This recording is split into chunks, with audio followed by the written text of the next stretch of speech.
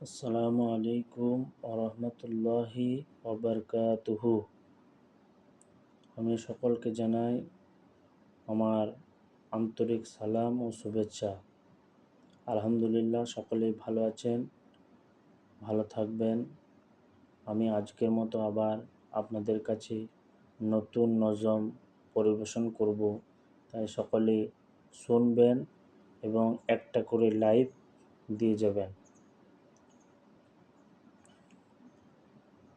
নাতে রসুল সাল্লাল্লাহু আলাইহি ওয়াসাল্লাম।